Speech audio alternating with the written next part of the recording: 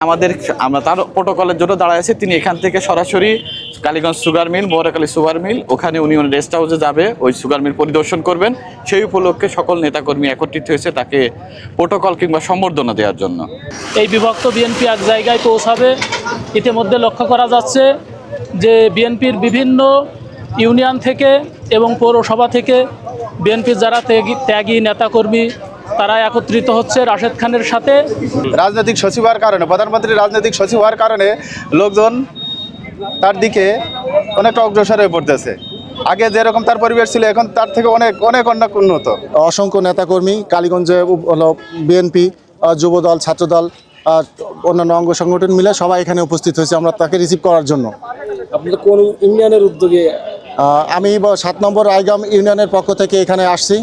সেই সাথে সাথে এই যে ছত্রভঙ্গ বিএনপির কথা যে বলা হচ্ছিল জনপদে, সেই ছত্রভঙ্গ বিএনপির জায়গা থেকে কিন্তু অনেক শক্ত অবস্থানে এখন পৌঁছাতে যাচ্ছে, এরকমই প্রত্যাশা করছে এই নেতাকর্মীরা। রাশেদ খান কালীগঞ্জের বাসিন্দা যা দিয়েছে তারেক জিয়ার নেতৃত্বে আগামী দিন রাশেদ খানই কালীগঞ্জের নেতৃত্ব দেবে। এই যুবদল, ছাত্রদল, কৃষক দল এই রাশেদ খানের জন্য আমরা জীবন দিয়ে দেবো।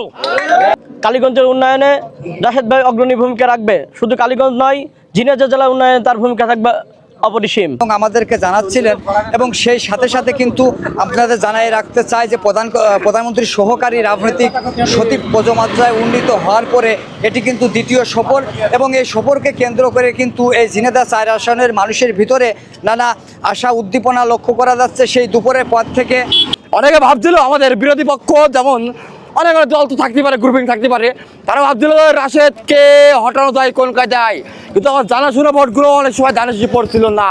কিন্তু দেখেন আপনারা বাইন্দা কি করবেন, আমার যদি হাতে করে হয়সা যদি পেয়ে যেতে বাইন্দা কি করবেন। দেখেন এই কালীগঞ্জের 4 আসনের মানুষ বিভিন্ন ইউনিয়ন থেকে কিন্তু আসতে শুরু করেছে, এবং সেই সাথে সাথে ওনারা এই ঝিনাইদহর একটি আমূলন পরিবর্তন হবে বলে আশা করছেন। করে আমাদের ঝিনাইদহ জেলায় যে 3টি আসন ভরাডুবি হয়েছে বিএনপির, তাতে আমরা একটা ইঙ্গিত পাচ্ছি যে এই রাশেদ খানের হাত ধরেই ঝিনাইদহ জেলার 3টি আসন আবার বিএনপি পুনরুদ্ধার করতে পারবে।